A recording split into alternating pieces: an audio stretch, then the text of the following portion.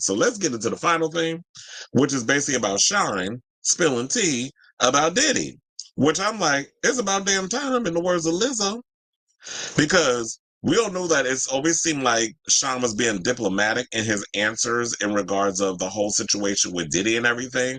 But I guess now that Diddy is locked up, in the words of Akon, now he feels compelled to tell his side of the story.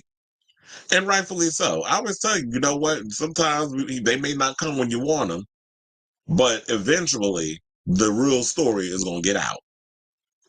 So Moses Sean Barrow, a politician and former bad boy rapper, is speaking out against Sean Diddy Combs after his arrest in New York City on September 16th. Now, also, you know, Sean, when he was arrested, that was the whole situation we told about earlier about him in the nightclub with him and Jennifer Lopez, and now he was the only one that did 10 years in prison, probably because, you know, Diddy did his magical work, told him take the fall. I'll take care of your family, whatever the case is. He probably did. And then, of course, some people say that Diddy also put up money to fund his political career out in Belize. So, former Bad Boys rapper Jamal Sean Barrow slammed Sean Diddy Combs for ruining his life by making him the fall guy in his 1999 New York nightclub Pow Powing.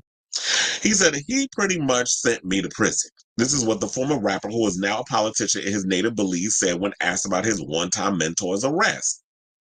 This is someone who destroyed my life, he repeatedly said of the 10-year sentence he got for defending the long disgraced rap superstar. Barrow said he was in New York in 1999 as an 18-year-old kid just wanting to do nothing other than make my mother proud and make Belize proud and be recognized for my talent and take over the world. Instead, he said he became the fall guy for Diddy, then known as Puff Daddy or Puffy. Well, Chad, Miss Mama's had a bunch of damn names. Why didn't care?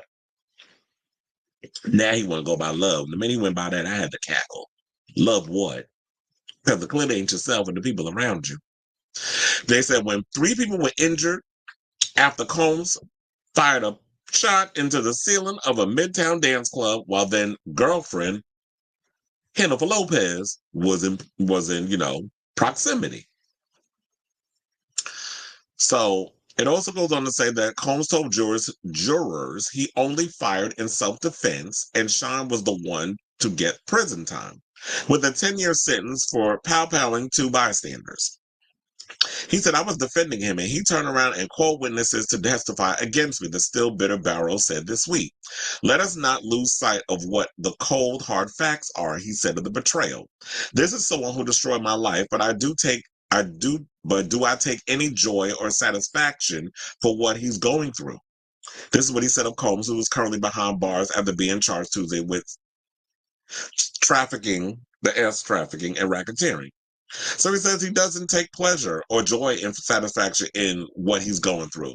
But Diddy apparently did what he had to do to destroy his life, to ruin his life. All because he didn't want to go to jail. So it's like he don't care about nobody as long as he gets away with whatever he needs to get away with. And he's been doing it for so long that he thought this time the same rules would apply as to the way it was back then. But they're like, oh no, sir.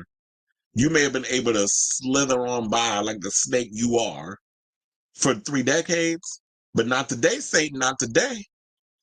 So Sean was eventually released in 2009 and deported back to Belize, where he is now leader of the opposition in the Belize House of Representatives. He laughed when he asked if he knew anything about Combs' now notorious freak-offs, in which prosecutors say he forced women to do things with male prostitutes while he pleasured himself and recorded the sometimes days-long sex sessions. He said, oh my goodness, he said, chuckling, I have nothing to do with Sean's personal life. Everything was strictly on a professional level. Details of Combs' previous brushes with the law resurfaced, blah, blah, blah, so on and so forth. So I feel this to say, you know what? It's good to hear that Shyne is actually speaking his truth. Now he feels, because of what happened to him back then, he was being all diplomatic. He was in jail. He didn't have no power.